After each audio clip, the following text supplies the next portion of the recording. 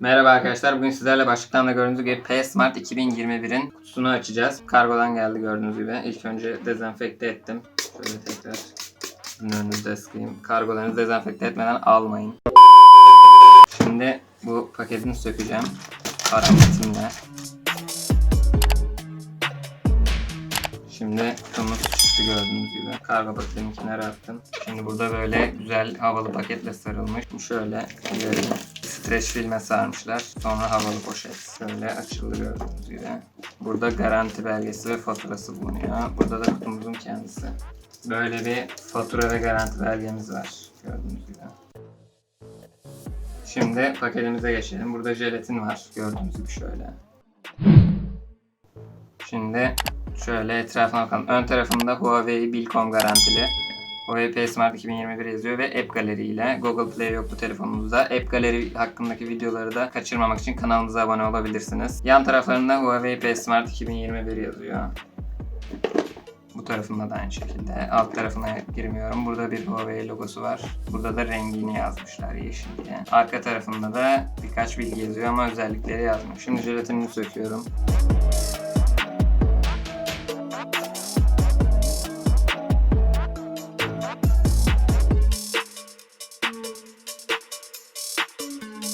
Hazırsanız kutumu açacağım. Biraz yakınlaştım kutuyu açmak için. Şöyle kutumu kaldırıyorum. Gördüğünüz gibi burada bir hızlı başlangıç kılavuzu geldi. Petal Search bu Huawei'nin kendi tarayıcısı. Phone Clone'da diğer telefonunuzdan aktarım yapabiliyorsunuz bütün uygulamaları ve Huawei App Gallery. Burada da QR kodları falan bulunuyor.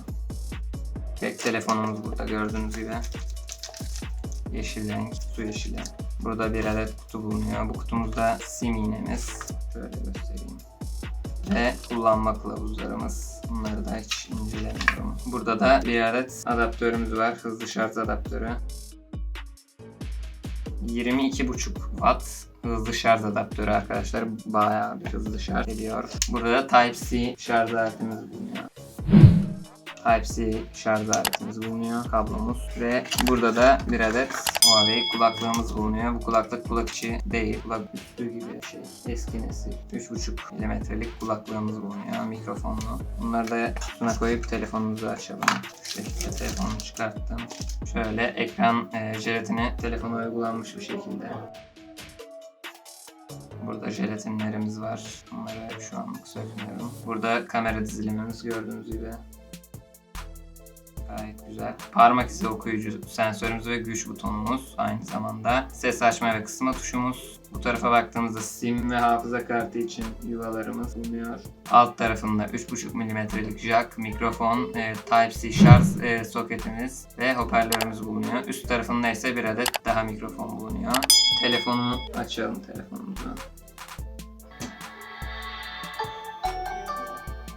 Telefonumuzun ekranında bu şekilde gördüğünüz gibi. Daha fazla kurulum için ilerlemiyorum. Telefon bana ait olmadığı için. Telefonumuz gayet güzel. Huawei App Gallery hakkında ise daha fazla bilgi istiyorsanız onun için 1-2 hafta sonra tekrar video yükleyeceğim. Huawei App Gallery hakkında daha fazla bilgi içeren bir video. O videoya da kanalıma abone olarak anında ulaşabilirsiniz. Yorumlarda da bu telefon hakkında sormak istediğiniz soruları veya başka videolar için önerilerde bulunabilirsiniz. Görüşmek üzere, hoşça kalın.